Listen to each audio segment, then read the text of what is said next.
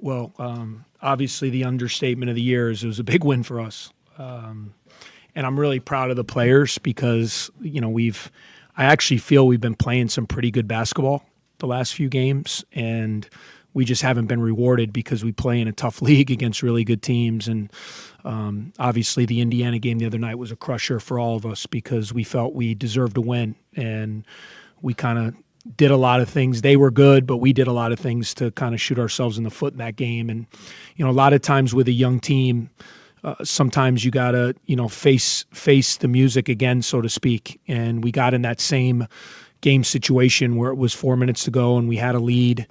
And I actually thought we executed pretty well. We got our best shooter. Miller got 3 wide open threes, which, you tell me that. We worked the clock down. He got 3 wide open looks. He just didn't make them. And then we missed 3 1-on-1s. We were able to keep a couple possessions alive with offensive rebounds, which was huge. But then we got stops. They had the one, I think they scored 1 basket in the last, which was a banked 3-pointer. And so, that's what we haven't been doing is getting stops in the last 3 minutes of games. Teams have been scoring easily against us. So just really proud. It was our 3rd game in 6 days. 2 of them, the first 2 were on the road, and we're playing without 2 starters. So, with all those things against us, against a team that has really kind of found their groove, Nebraska, I mean, they have quick guards. They spread the floor. Fred's doing a really good job with them. They just came off a big win over Iowa. We knew we were going to have our hands full today. We did, and I'm just really proud that we were able to get the win.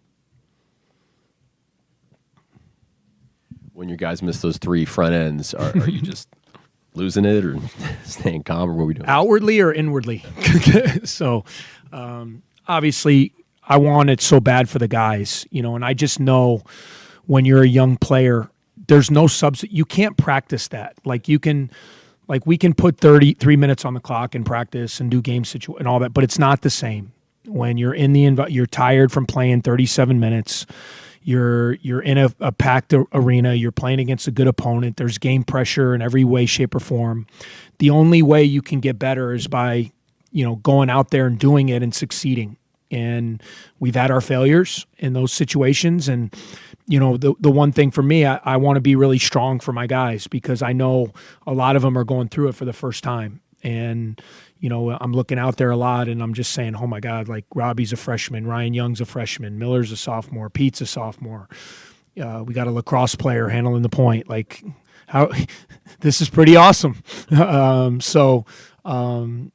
was just a really good win. And what made it great was, a lot of times people don't realize the commitment that goes in for these players in between games.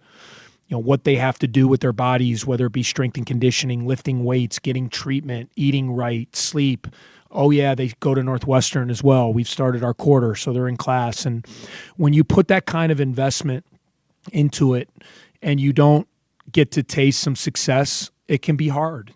And it can be hard for everybody. And so to see those guys playing music and dancing and throwing water and chest bumping and enjoying being in a 40-minute battle with another team and winning, hopefully that'll go a long way towards us moving forward. And, we all know I'm seeing guys getting better right in front of my eyes. That's what's exciting. A kid like Robbie Barron, he's getting better every game. And it's fun for me to see young guys kind of when it clicks for them at this level. We saw it with Bowie, a couple weeks ago where it started to click and then he got hurt, unfortunately, but we saw it started to click and now we're seeing it with Barron. And, when the game slows down and the confidence level rises, you start to see why some of these guys, we're touted and we're loved the way we loved them coming in. Ryan Young, is a freshman.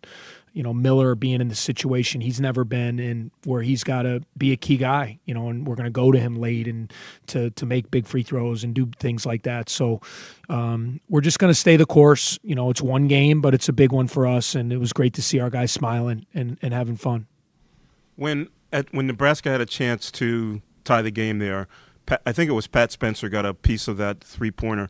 1, how big a play was that? And 2, how tough is it to be aggressive like that without fouling? Yeah, it is because, their guys do a good job. He was crafty. I thought the referee, he jumped in, but, he made it look like there was some contact. And, a lot of times crafty players do that late in games. And I thought it was a really good play by Pat to kind of challenge that thing, get a hand up.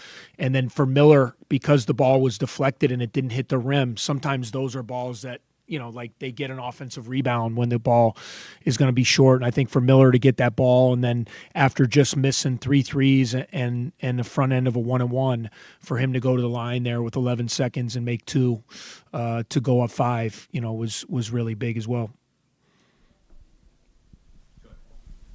Oh. 12 to 14 teams are within 3 games of each other. Have you ever seen a league that's had this much parity and this much congested like that? It's crazy. I mean, it's awesome for the fans.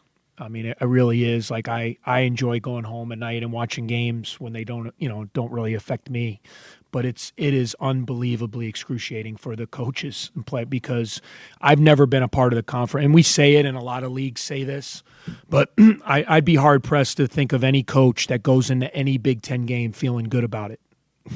Any game. I mean, we're the ones kind of that, been the young team that have been struggling, but I mean, we're up 5 with 3 minutes to go at Indiana. We win it. We've shown that we can compete.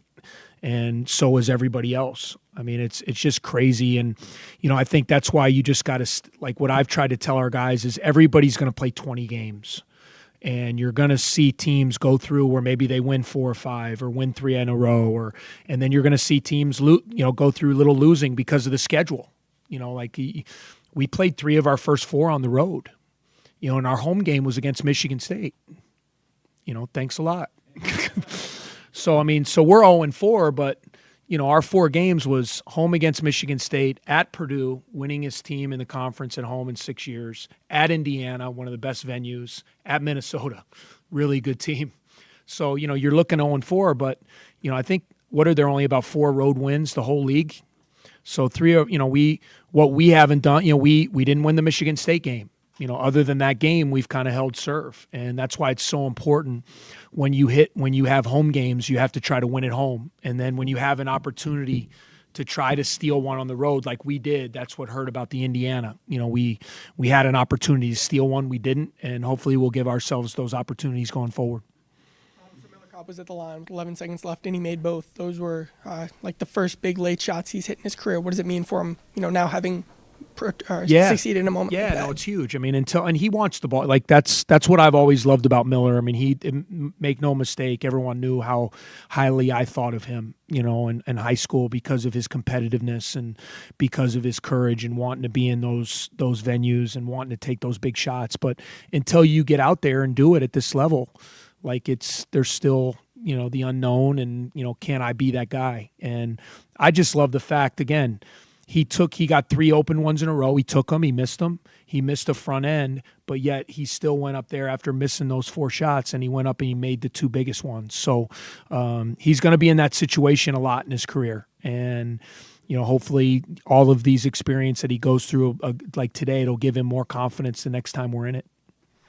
When you look at like a young team like Nebraska, kind of inexperienced, they haven't had a lot of time to play together, and you saw the way that they were able to kind of come back in today's game. How dangerous do you think they could be and challenging as an opponent in a year from now? Well, no, they're going to be very good, and young is kind of a common theme because I think we're the youngest team in America.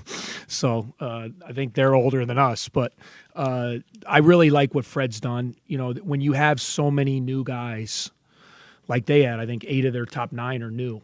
Thor's the only kid who's back from the last team.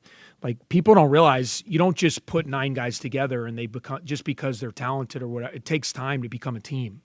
And I think what you've seen Fred and his staff do is they've been very creative with how can we be competitive with this group. And to me, that's what good coaching is.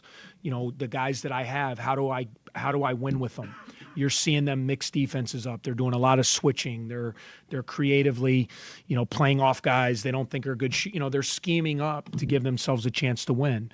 And the thing that I like is when you have dynamic guards, you're always going to have a chance. And Burke and Mack are are very good players. They're quick.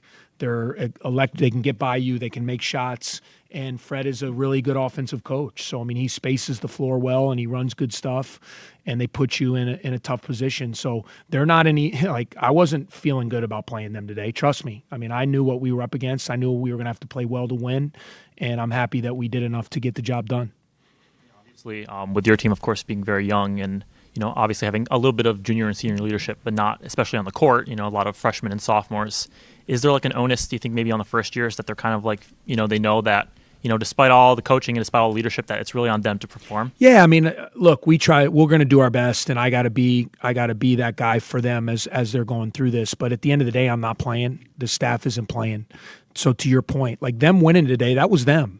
That wasn't me. That wasn't the staff. They made the plays. They got in that situation with all that game pressure. And like I said, that's the greatest practice you can have. There's nothing that replicates that. And like I told you, I'm looking out on the floor to finish the game, and you got a guy who hadn't played organized basketball in 4 years. You got a sophomore, 2 freshmen, and another sophomore playing in a Big Ten league that's as good as it's ever been and so well coached. So when those guys can get it done the way they did today, it makes me really proud. And you know what? There's going to be nights where we don't get it done, just like the other night. And that's where my staff and I got to be the ones to pick those guys up and keep everybody upbeat and keep everybody working towards where we want to go. When a win like this comes after a losing streak, in this case 5 games, you've dealt with kind of extended. How many do 5? 5. All right, I forgot about it. No, I'm just kidding. No. Well, now I'm just kidding. In the past 2 seasons, you've kind of dealt with those long losing streaks in the middle of the season or near the end of the season. When a win comes like this, how do you have to carry that? Well, I was in a really good mood, and then you just brought up some really tough memories, Ella. All right. Hope your break was good. No, it's a good question. I think when you experience this as a coach, if you learn and you get better from it, I think that's the goal of all of us. I mean, I'm still evolving as a coach, for me in a lot of ways. And, so hopefully I can draw upon experiences when we've been through that in the past, where here were things that were good, maybe here were things that I would do differently. And I think that's what a coach has to do, is to continually evolve and be the best he can for his team. And, but also understanding too, what McIntosh and Law and Pardon went through, this has no bearing on these guys because they weren't here. So I can draw back on those and I can tell them stories.